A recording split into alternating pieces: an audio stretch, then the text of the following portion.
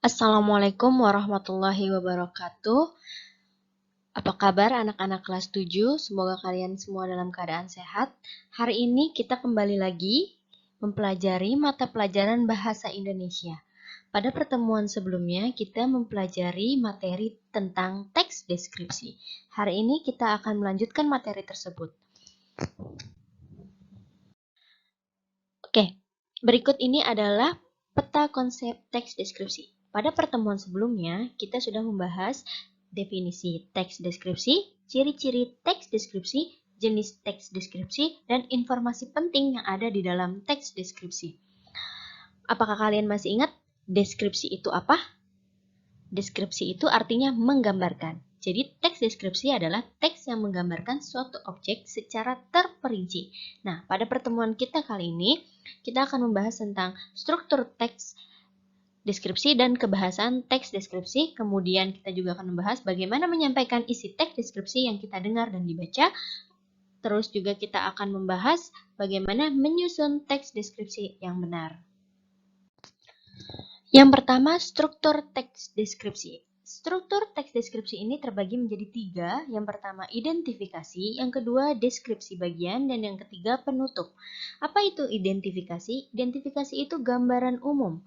Bagian ini menjelaskan definisi atau identitas objek yang dideskripsikan. Biasanya berisi nama objek, sejarah lahirnya, makna nama, atau pernyataan umum tentang objek yang akan kita deskripsikan atau yang kita lihat. Kemudian pada deskripsi bagian, kita akan menjelaskan pengelompokan objek yang dideskripsikan secara terperinci disertai gambaran yang jelas. Jadi pada bagian deskripsi bagian ini, kita akan menggambarkan kondisi objek secara terperinci atau benar-benar apa adanya objek tersebut kita jelaskan di dalam bagian deskripsi bagian. Kemudian di bagian penutup atau simpulan itu berisi kesan umum si penulis terhadap objek yang dideskripsikan. Biasanya di sini terdapat opini dan jika bagian penutup ini ada di dalam teks deskripsi kalian, maka teks deskripsi kalian termasuk dalam jenis teks deskripsi subjektif. Namun jika bagian penutup ini tidak ada, berarti teks deskripsi kalian termasuk dalam teks deskripsi objektif. Oke, ini dia analisis struktur teks deskripsi. Nah, di sini kalian bisa lihat judulnya adalah kelinciku. Nah, bagian identifikasi ini biasanya adanya di paragraf pertama. Di paragraf pertama itu ada bagian identifikasi, kemudian deskripsi bagiannya itu ada dari awal hingga paragraf terakhir. Tapi jika kalian ada penutup atau kesan umumnya, kesan umum itu biasanya terdapat di paragraf terakhir. Tapi kalian bisa lihat kalau misalnya namanya kesan umum itu ada nih. Berarti ada pendapat atau opini si penulis. Contohnya, bus itu sangat nyaman. Nah, ini dia bagiannya ada 3 struktur: identifikasi, deskripsi bagian, dan simpulan. Sementara kalau yang ini hanya ada 2 bagian, identifikasi dan deskripsi bagian aja karena tidak ada kesan umum di dalam teks deskripsi yang ini. Selanjutnya, kaidah kebahasan teks deskripsi. Nah, teks deskripsi ini menggunakan ciri-ciri kebahasaan yang membedakannya dengan jenis teks yang lain. Kenapa? Karena penggunaan bahasa dalam teks deskripsi yaitu kalimat berisi penjelasan terperinci untuk mengkonkretkan objek dan pilihan kata dengan emosi kuat. Jadi, kenapa kaidah kebahasaan teks deskripsi ini penting? Jadi, ketika kita membuat teks deskripsi, kita harus membuat teks tersebut ketika dibaca dapat membuat pembaca bisa memang benar-benar merasakan sendiri, seolah-olah merasakan sendiri apa yang dia baca di dalam teks deskripsi tersebut. Nah, kaidah kebahasan yang pertama adalah kalimat harus berisi penjelasan terperinci untuk membuat objek menjadi konkret. Jadi, kalimat penjelas di sini, kalimatnya itu isinya merupakan penjelasan, uraian, atau berupa perincian tentang kalimat utama suatu paragraf. Contohnya, ini ada kalimat yang bunyinya pemandangan di bawah laut. Pemandangan bawah laut Senggigi juga tidak kalah memesona. Nah, dalam kalimat utama ini kita hanya bisa membayangkan mempesona. Mempesonanya itu yang seperti apa? Diberilah kalimat penjelas yang terperinci lagi, yaitu terumbu karang yang masih terawat menyuguhkan pemandangan alam bawah laut yang memukau. Kemudian juga dijelaskan lagi terumbu karang nampak berwarna-warni sangat indah. Dan kemudian ikan beraneka warna menambah keindahan bawah laut Senggigi. Nah, jadi dari kalimat mempesona yang tadi kita buat, kita baca, nah kita membayangkan mempesonanya seperti apa? Dari kalimat penjelasannya kita bisa mengetahui bahwa bagian apa yang mempesona, yaitu terumbu karangnya, kemudian ada juga ikan yang beraneka warnanya. Jadi kita bisa membayangkan bahwa benar-benar mempesona. Oke, selanjutnya yang B, penggunaan kalimat yang menggunakan cerapan panca indera. Nah, dalam ciri-ciri teks deskripsi itu ada bahwa pembaca harus merasakan seolah-olah bisa merasakan sendiri. Maka itu dibutuhkan kalimat yang menggunakan cerapan panca indera. Contohnya di sini. Kita lihat, memasuki bibir pantai, Senggigi kita akan disambut angin yang lembut dan udara yang segar. Nah, kalimat selanjutnya, angin lembut terasa mengelus kulit. Nah, ketika kita membaca angin lembut terasa mengelus kulit, berarti kita bisa seperti merasakan sendiri seolah-olah ada angin yang mengelus kulit kita. Oke, selanjutnya menggunakan pilihan kata dengan emosi kuat dalam teks deskripsi. Nah, kata emosi ini kenapa diperlukan? Karena digunakan untuk menggambarkan dan mengekspresikan perasaan yang dialami oleh seseorang. Jadi, ketika kita membaca suatu teks deskripsi, kita juga merasakan emosi orang tersebut. Contoh kalimatnya adalah kita bisa lihat nih, ombak yang tenang di pantai ini membuat rasa tentram semakin lengkap. Jadi ketika kita membaca, kita benar-benar merasakan emosi si penulisnya bahwa dia memang ketika ada di pantai Senggigi merasa tentram. Selanjutnya, kaidah kebahasaan selanjutnya adalah penggunaan kata berimbuhan. Kata berimbuhan ini ada 4, ada awalan, sisipan, akhiran, dan konfiks. Awalan itu adanya berarti di depan, sisipan di tengah-tengah, akhiran adanya di akhir, dan konfiks adanya di depan dan di akhir. Contohnya, kata imbuhan itu kita harus ketahui dulu kata dasarnya. Misalnya, saya punya di sini kata dasar kunjung yang kita tambahkan kata imbuhan ber, yaitu dari awalan, maka ketika disambungkan akan menjadi berkunjung. Kemudian saya punya imbuhan sisipan ditambah gigi, maka jadi gerigi. Kemudian saya punya kata dasar lukis, diberi imbuhan akhiran an, jadilah lukisan. Kemudian ada imbuhan konfiks ke an, saya punya kata dasar jauh, jadilah kata berimbuhan kejauhan. Jadi untuk menentukan kata berimbuhan, kalian harus ketahui dulu kata dasarnya itu apa.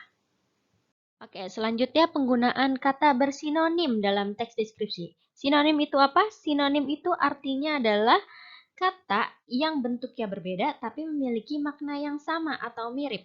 Nah, misalnya ini, contohnya kata melihat itu memiliki arti yang sama seperti memandang dan menyaksikan.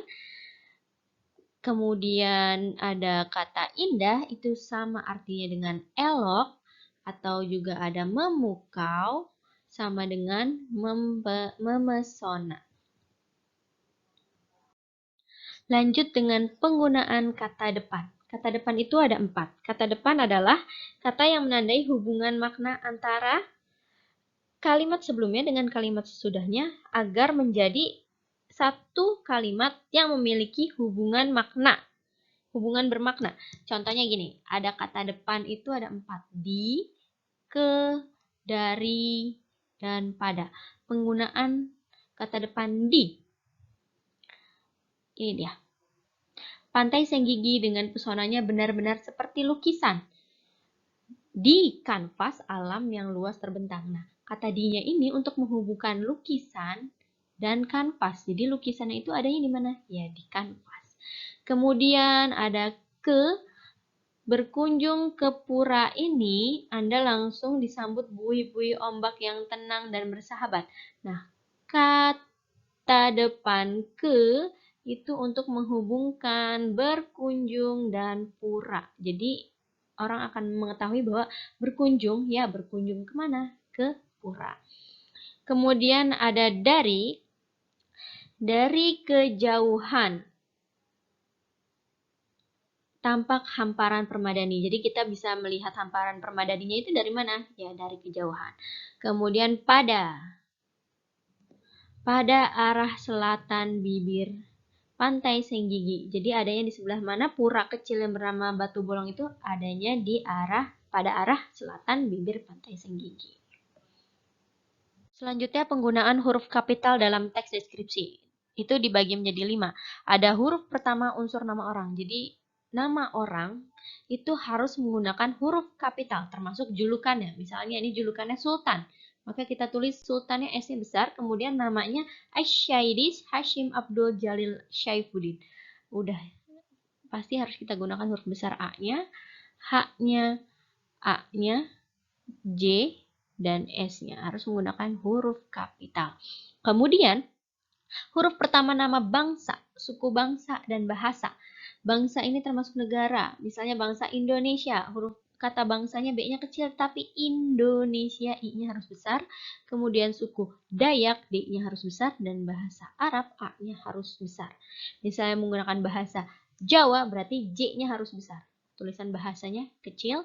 Kemudian suku Batak, berarti S-nya kecil, Bataknya B-nya besar.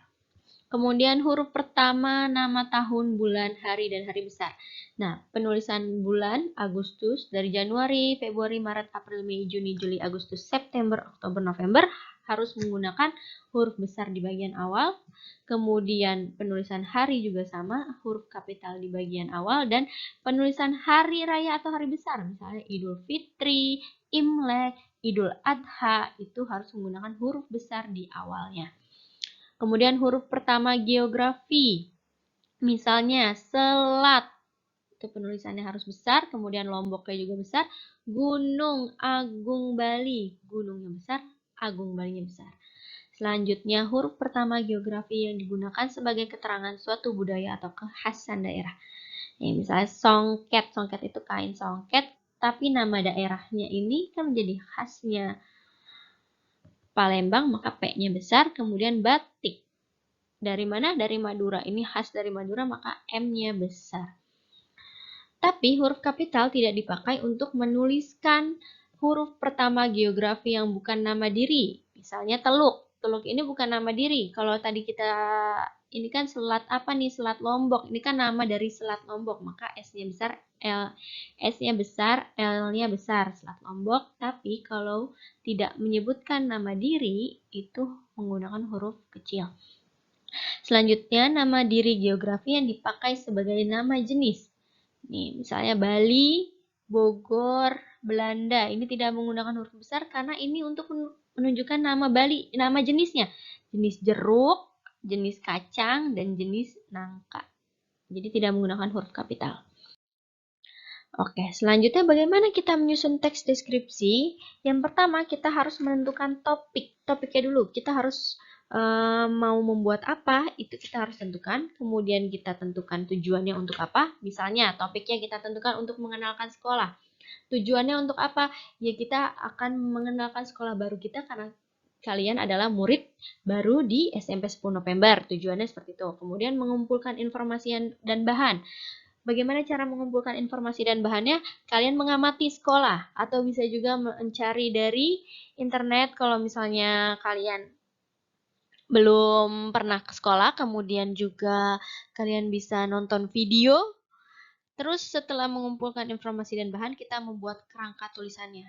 Dari paragraf 1, 2, 3 apa yang mau kalian tulis, kemudian kita kembangkan menjadi sebuah paragraf, dan yang terakhir kita tentukan judul.